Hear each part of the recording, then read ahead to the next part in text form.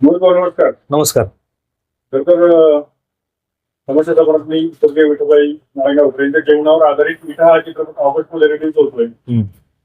तर तुम्ही सगळे त्यांचे कुटुंबीय आहात, त्यांचे चिरंजीव आहेत, त्यांचे नातू आहात. या सगळ्यांचा आम्ही आज चर्चा करण्यासाठी तुमच्याकडे आलेलो आहे. तुमची पहिली प्रतिक्रिया काय आहे? प्रथमतः विठा नावाचा जो चित्रपट येतो 28 ऑगस्टला लक्ष्मण उतेकर सर असतील, मॅटॉक कंपनी असेल, त्यांचे नारायणगावच्या वतीने कुटुंबाच्या वतीने खूप खूप आभार आहे. कारण की आज विठाबाई नारायणगावकर या लोककलावंतांवर बॉलिवूडचा चित्रपट निर्माण होतो आणि विठाबाई नारायणगावकरांनी केलेलं कार्य, सीमेवर जाऊन केलेला लोकनाट्याचा कार्यक्रम असेल, 1990 साली मिळालेलं राष्ट्रपती पदक असेल, अशा अनेक गोष्टींचा इतिहास त्या चित्रपटातून मांडण्यात येणार आहे. कुटुंबाच्या वतीने आम्ही त्यांचे आभार मानतो. वेळेजावकर हे सगळं करताना जे निर्माते आहेत त्यांची कुठली भेट झाली का? ते भेटायला आले होते का? काही चर्चा वगैरे झाल्या का? नाही, चर्चा वगैरे काय झालीच नाही. आम्हाला एक आठवड्यापूर्वी कळालं की पिक्चर निघतोय म्हणून. आम्हाला आनंदच आहे पिक्चर आईबद्दल निघतोय, कारण तिचे ते कार्य मोठं केलेलं आहे तिने. पण आम्हाला न विचारता समज आता आमचा विरोध कोणता, तर ते जे इठा केले ना, ठीक आहे, ग्रामीण भागात इठामच म्हणत होते मान्य. पण आता जनरेशन नवीन आलेले, विठा वाटलं, विठा नाव असं झालं ना तर समाधान वाटेल. माझा प्रश्न हा आहे की ज्यावेळी समजा विठाबाई स्वर्गीय विठाबाई नारायणगावकर असतील, त्यांच्या जीवनातील जे काही बारकावे आहेत ते त्या चित्रपटात ते दाखवणार आहेत, हे सगळे बारकावे समजून घेताना तुमच्याशी काही चर्चा केली का? नाही, ते भेटलेच नाही ना. फक्त मला त्यातले म्हणजे सीन असं आहे, ते माझ्या जन्माचा सीन दाखवलाय त्यांनी की शिखर शिंगणापूर सातारा जिल्ह्यात 1967 साली कार्यक्रम आमचा होता यात्रेनिमित्त. तिथं आईला प्रसूतीच्या कळा लागल्या, ती मागं आली स्टेज, हे सगळं इतिहास माहिती आहे जवळ. आणि जन्म मला दिला, तिच्या पोटी जन्म घेतला मी. खूप मला अभिमान आहे तिच्याबद्दल. आणि आज पिक्चर उतेकर साहेब काढतात, मला देखील त्यांच्याबद्दल अभिमान आहे, सगळ्या टीम बद्दल अभिमान आहे. की आम्हाला फक्त पहिल्यांदा पिक्चर दाखव ही आमची इच्छा आहे. म्हणजे चित्रपट रिलीज करण्या अगोदर तू कुठल्या कुटुंबियांना एकदा दाखवण्यात यावा. हो हो हो. नावाबद्दल तुमचा काय आक्षेप आहे?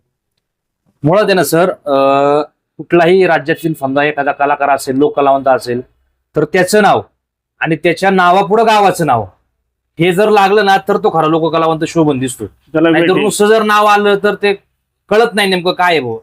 तर आमची मागणी काय होती त्यांना, जे इठा केले ना, समजा सब टायटल नारायणगावकर करा किंवा विठाबाई नारायणगावकर करा किंवा विठा नारायणगावकर करा, आपण असा 2-3 सूचना त्यांच्यापर्यंत पोहोचवल्यात. संपूर्ण देशभरात खरं तर याच नावाने हा, ते आमचं म्हणणं आहे. बाकी दुसरा चित्रपटला काय विठाबाईंना विरोध नाही.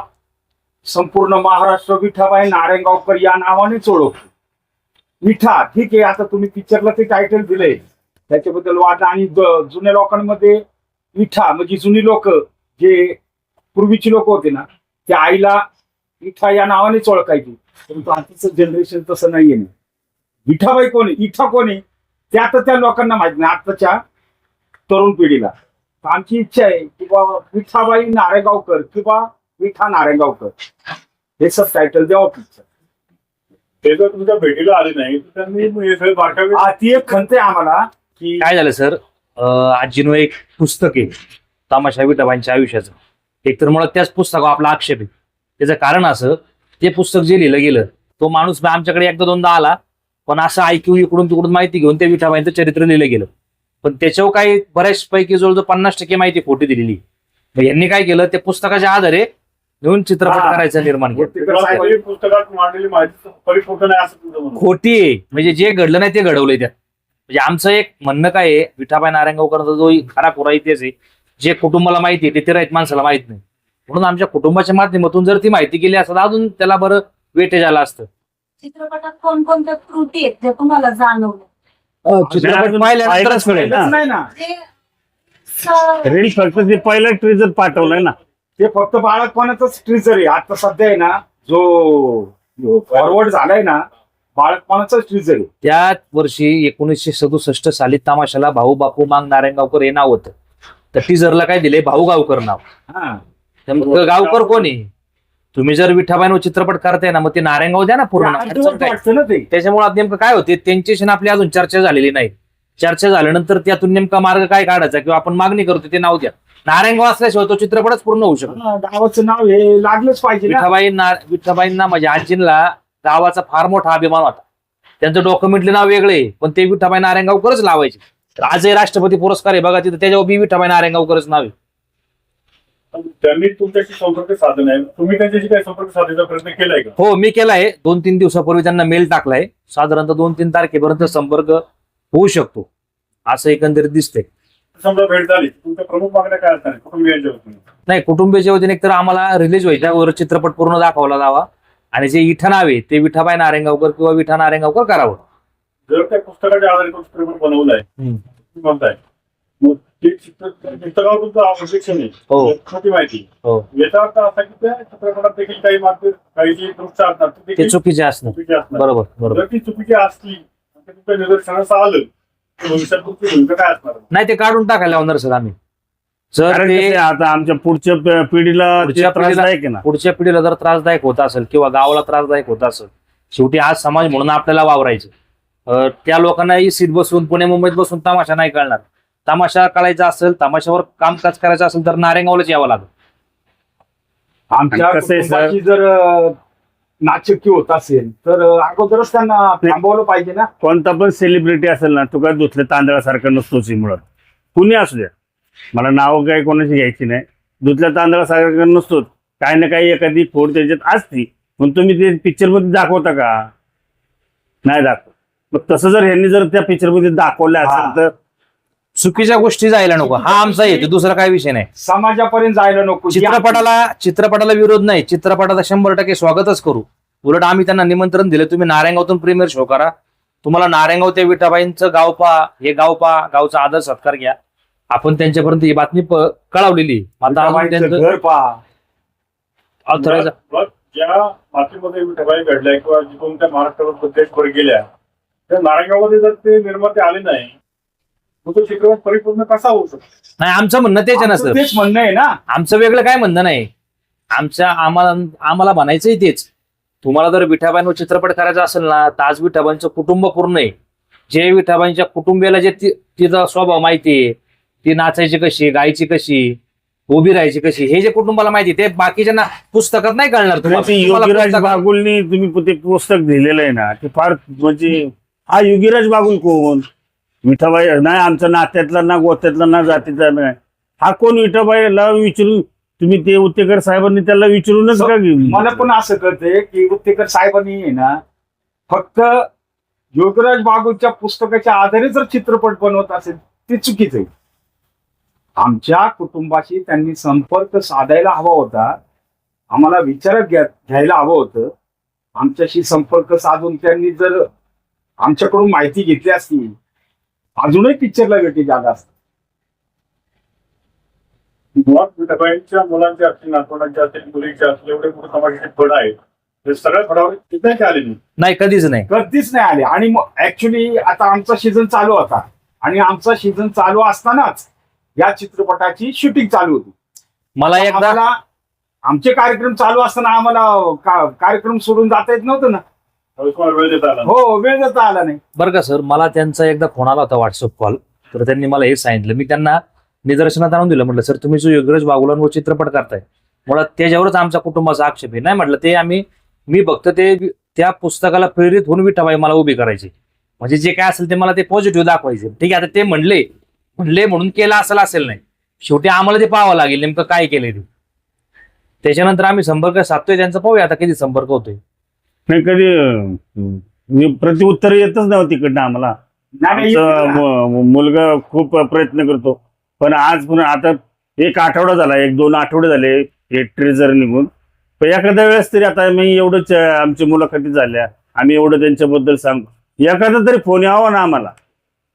तर तुमची मुलाखती आम्ही पाहिल्या, तुमची काय अडचणी, आम्हाला येत नाही तर आम्ही येतो, नाही तर तुम्ही या मुंबईला. असं काहीच नाही ना. तुम्हाला सांगलं सर, त्यांनी प्रोजेक्ट केला नाही भविष्यामध्ये, चित्रपट रिलीज करायचा काय? नाही, 100% सर कारवाई करणार सर आपण. मी 2 तारखेपर्यंत अल्टिमेट देतोय आपण त्यांना, 2 ते 3 तारखेपर्यंत केला तर ठीक, नाही तर 100% आपण रिसर्च जे कायदेशीर असेल ते करणार. आम्हाला कायद्याच्या चौकटीत राहूनच काय असेल ते कारवाई व्हावी त्यांची. आपण बाकीचं काय आपलं म्हणणं नाही. न्यायालयात दाव घेणार तुम्ही. 100%. माझं उच्च न्यायालयाच्या हायकोर्टाच्या वकील साहेबांची चर्चा झाली. त्यांना आपण मी हे सकाळीच बोललो मी त्यांच्याशी. मी त्यांना ते सांगितलं 2 तारखेपर्यंत आपण वाट पाहू, नाही तर पुढचं बघू काय होते ते. शेवटी हे गाव म्हणून गावही पाठीशी राहील, तुमच्यासारखे मीडियावाले ते पाठीशी राहतील. याला आपण एक न्याय द्यायचा प्रयत्न करू. आपल्याकडे काय सांगायचं आता? नाही काय नाही, तेच आता पाहूया कसं काय होते. चित्रपटाला जर चित्रपट खरंच चांगला असेल ना सर, 100% आपण डोक्यावर घेऊन नाचू त्याला. पण चित्रपटात जर आक्षेपार्ह काय असेल तर मग तो थांबवण्याशिवाय आपल्याला पर्याय नाही. आणि आमची इच्छा आहे की उत्तेकर साहेबांनी आमच्या कुटुंबाशी संपर्क साधावा आणि मॅडा कंपनी जे प्रोड्युसर आहेत त्यांनी सुद्धा संपर्क साधावा.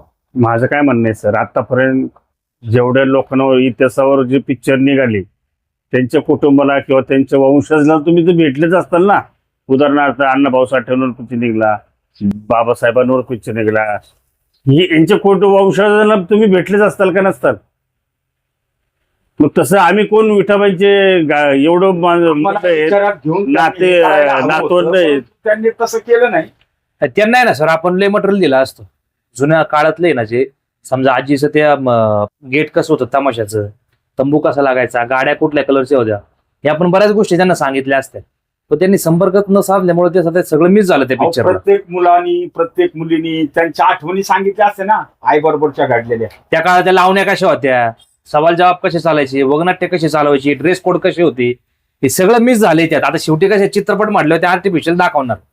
आता चित्रपटात जा 9 महिने 9 दिवस माजनी घेतले, बाळातीन झाली. आता चित्रपटात मुलगी दाखवली तर त्याचा काय उपयोग आहे? मुलगाच दाखवायला पाहिजे. प्रसंग होता पॅडल गव्हर्नमेंट. तर त्याला तरी काय माहिती. माझा जन्म झाला. जन्म झाला. ना आईच्या तोंडून मी ऐकलेलं आहे, ज्यावेळेस सिंगापूरची यात्रा चालू होती त्या टायमाला चैत्र महिन्यात, तेव्हा आई एप्रिल महिन्यात. प्रेग्नेंट होती आणि ते तमाशा चालू असताना भरपूर पब्लिक आलं. 4-5 हजार पब्लिक होतं त्या काळात. आणि तमाशा चालू झाला, स्टेजवर तिने गणगवळण गाणी घेतली जुनं आणि तिला पोटात काळा येऊ लागले. भरपूर नाचली अगोदर. नाचली पहिले आणि अगोदर. नाचता नाचताच काळा आल्यानंतर ती 10 मिनिटं करता बॅक स्टेज गेली. आणि 10 मिनिटाकरता बॅक स्टेज गेली तर तिची प्रसूती झाली. त्याच्यानंतर दादाचा जन्म झाला. पण प्रेक्षक ओरडायला लागलं, विठाबाई पाहिजे, विठाबाई पाहिजे. हे तिच्या कानावर गेलं, आईच्या कानावर गेलं. मग तिने सुद्धा अचांग बांधला की माझे प्रेक्षक नाराज व्हायला नको. मग ती नाळ टिचून दगडाने नाळ टिचून जे काय पोटाला बांधतात ना, एका म्हातारी आजीकडे याला सोपवलं आणि तिने पुन्हा मग कासोटा वगैरे फेटा बांधला काटा पोटाला. बांधला, नऊवारी साडी नेसली आणि पुन्हा पुन्हा स्टेजवर. त्याच जोशामध्ये स्टेजवर स्टेजवर गेली. तसा हाय तो जो परफॉर्मन्स अगोदर केलेला तसाच परफॉर्मन्स तिने पुन्हा एकदा केला. प्रेक्षकांच्या डोळ्यात पाणी आलं. फार घामाघूम झाली होती ती. जर तिचं नशीब मोठं आहे, तिथे जर जास्तच हे केलं असतं तिथे स्टेजवरच एक्सपायर झाली असते. नाही पण ती कलेशी एक निष्ठ होती. कलेशी पण एक मग प्रेक्षकांना ते डोळ्यात पाणी आलं झालं, टाळ्या वाजवल्या. भारून गेले आणि शेवटी प्रेक्षक प्रेक्षकांच्या डोळ्यात पाणी आलं की आता बस विठाबाई, हा आमचे पैसे वसूल झाले. प्रेक्षकांना माहित होतं पण आपण नाही, पहिलं पोट बघितलं ना, त्या प्रेक्षकांना स्टेजवरनी माहितीच पहिलं होतं ना, पोट बघितलं विठाबाई पोटूची आहे ना. 10 मिनिटापूर्वी लगेच बाळाला जन्म देऊन पोट लगेच सापड झालं ना. तुझं नाव सुद्धा त्या देवाचं नाव. हो हा, त्या महादेवाच्या कैलास. नावाने कैलास नाव ठेवलं. पण लोकांचा समज झाला, तिथं मुलगी दाखवली, मुलगीच सांगते तिथं. नाही काय होतं सर, मीडियामध्ये ना चुकीच्या काय बातम्या पसरवल्या गेल्या आणि तेच फॉरवर्ड झालं. म्हणून आमचं म्हणणं काय आहे, जो खरा खुरा इतिहास आहे ना तो लोकांपर्यंत पोहोचला पाहिजे. बाकी दुसरं काही येतो नाही आमचं त्यात. चित्रपट जर चांगला असेल तर येणाऱ्या काळात तमाशालाही चांगले दिवस येतील, लावणीला चांगले दिवस येतील.